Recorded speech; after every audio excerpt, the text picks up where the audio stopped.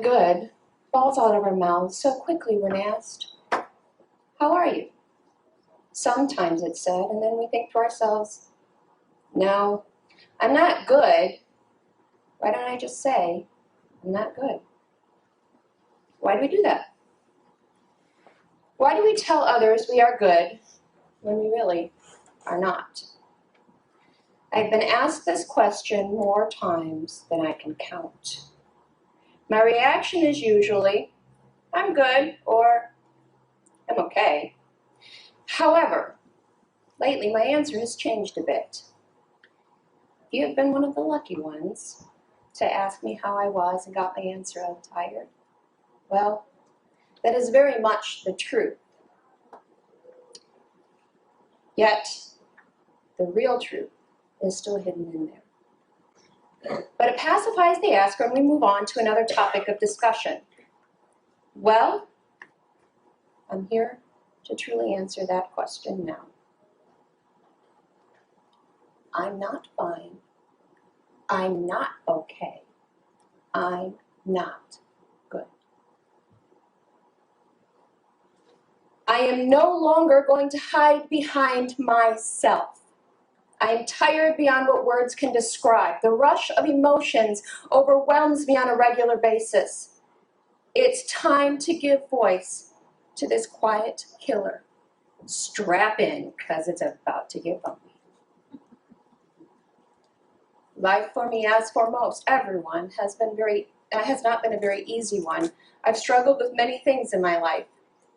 It started at a very young age when my parents split up. My parents did not get along and fought a lot. I don't remember much of that, but enough to know it was pretty heavy. They decided it was better to live apart than together. I was left with my mother, and my two siblings went to live with my father. I loved my life with my mother and her girlfriend, Sam, who spoiled me greatly and never wanted for anything. It was a truly amazing life for a little girl. My dad got remarried when I was 5, and I still lived with my mother at the time. However, my father was trying desperately, and when I say desperately, that is an understatement, to get custody of me. One day, he received a call from my mother while he was at work. She told him to pick up all my belongings and get me from school. She was giving me to him. He picked me up from school that day.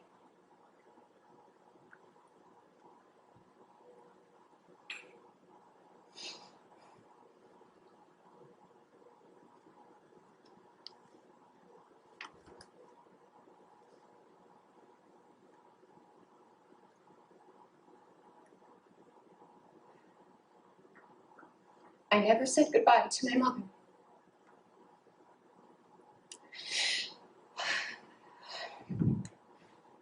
I had no clue this was going to happen. All I knew was my mom and Sam were breaking up, and I wanted to go with Sam because she took great care of me and I loved her. I thought I was giving up because I wasn't good enough for my mother, and she just didn't want me anymore. After a few years passed, she got pregnant again and had a little girl. That solidified more in my mind what I felt before, that I wasn't good enough, so she gave me up and had another baby. She kept that one because the new baby was better. I buried those feelings deep down. I was excited to have a new mom and family.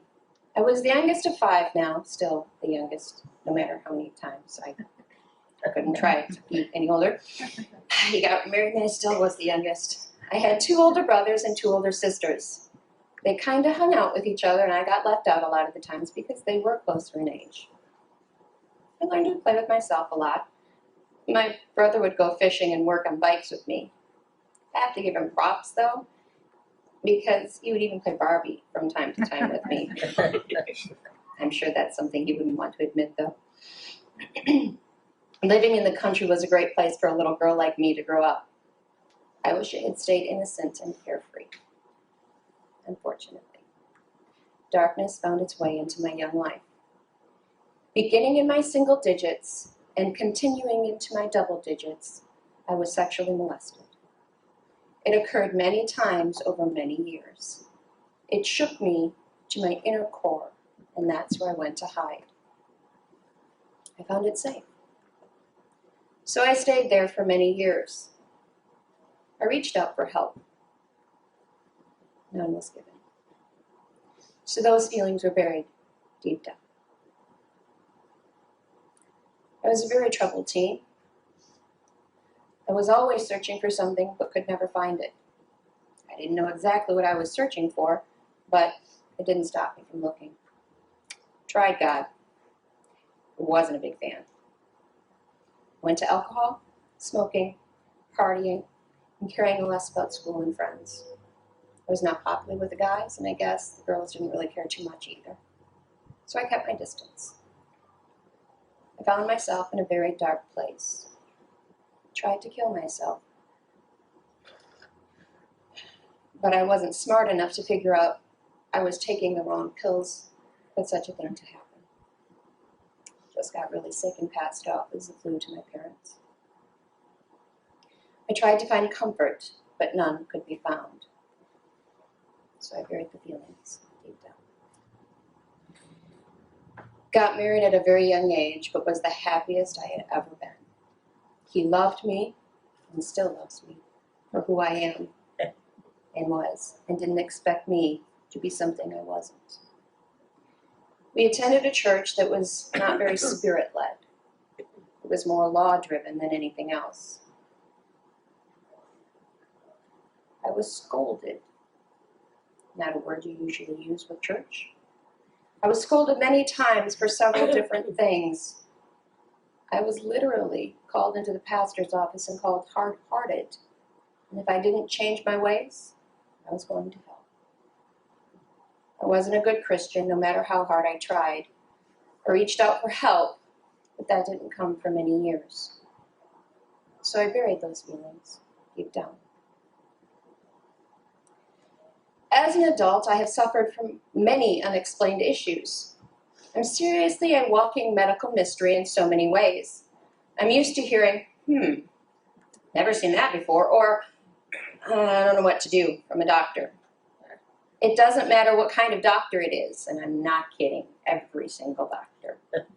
I've heard it from just about all kinds. I'm the patient who gets all the fine print on those documents, the ones you have to sign. You know, the ones talking about the slight possibilities of things that never happen, but we have to tell you just to cover ourselves in case they do. Yep, that's me. All the drug side effects that are listed on the sheet? Yep, that's me. So many things weighing on me that keep picking away at my physical and mental well-being. I developed severe pain that occurred all the time, over many years. Nothing I did would bring relief. No amount of strong pain meds even did.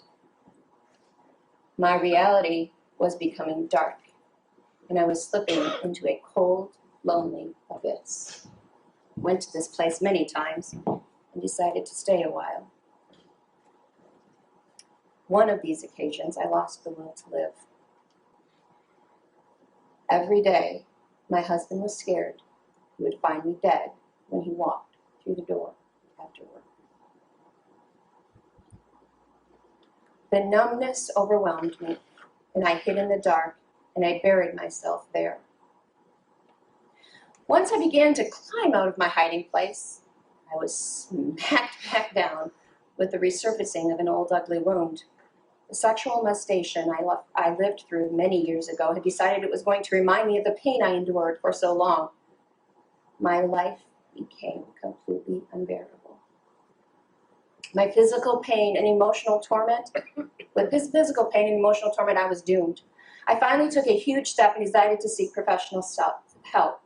Unfortunately, it was not successful, and I once again found myself burying it all and trying to move on. Life has moved on, and I have tried to find where I fit in this world. Time has moved forward. Our lives have changed. Where we live, how many live at home, more added to the family, the loss and addition of friends, and even a college graduation under my belt. However, all the things I have buried over the years decided they wanted to be unearthed. I wish I could say I found a healthy way to deal with all of it. Unfortunately, I did not. Since I reached out so many times through the years and found no help, I have learned it doesn't matter if I do. Help won't come. I keep to myself and have become a very private individual. I keep most everything to myself or to only a select few. I'm nobody special to anyone to have them care about me. I've had some pretty major things happen to me that I have told very few.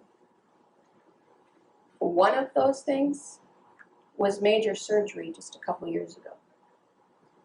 I didn't want anyone to know. My husband even took his vacation days to spend with me in the hospital so he wouldn't have to tell anyone. It was supposed to be a one-night stay and one surgery. It turned into one surgery and the next day emergency surgery.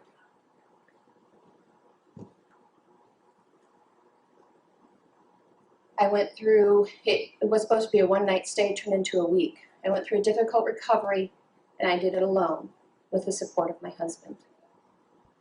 I conditioned myself to believe nobody needs to know because nobody will care. The truth is, I don't want to face the hurt of being rejected yet again. So I just don't. I bury everything deep down. So I'm brought to the state of replying tired when asked how I am. Depression knocks on my door often. I'm tired of fighting. Anxiety is a new one that in the last 4 years has been thrown in the mix. Oh, that's such an ugly thing. It is truly a debilitating disease along with the depression. It renders me useless. I cannot function, think, or form a sentence when I have an anxiety attack. Between depression and having anxiety, my brain is mush most days. I struggle to even get out of my home. I would much rather stay in my safe zone. My home and my husband are my safe. If I don't have my home or my husband, I am not safe. And it's a scary place.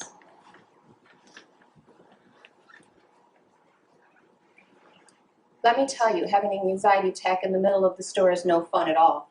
Going to the store used to be an easy task for me, but it no longer is. If I don't have a detailed list, I get overwhelmed. My heart pounds like a hammer, head throbs, stomach churns, brain can't form a logical thought, and I want to run as fast as I can out the door. I hate these things. I don't want to have them. I try so hard to not let them take over. I wish I could say I have overcome them. Sadly, I can't. These two diseases have a mind of their own, and they are being told to attack at full force. I die a little every day when I'm dealing with them. They tear away at my ability to live a happy and productive life. They are a silent killer. So, why have I told you all this? I didn't tell you all of this to receive sympathy or to make anyone feel bad for me. I simply can no longer sit by and let the silent killer not only kill me physically, but mentally. I have had enough. This has taken me a long time to get out, but I feel it's something I'm supposed to do. By looking at me, you would not know I suffer daily from something that cannot be seen. Depression and anxiety have taught me how to create a sturdy mask. I'm taking the mask off. I'm taking it off for all those who suffer from these diseases. Don't be ashamed or discouraged. Our silence is killing us.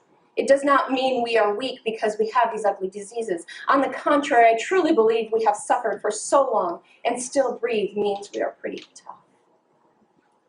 I'm begging you, when someone is being bold enough to come out of the shadows and share their pain with you, that you do not just say, I'm so sorry, and then go about your business as if you were never told. When someone suffers from an illness whose symptoms you cannot see, don't you inquire on a regular basis how they are doing?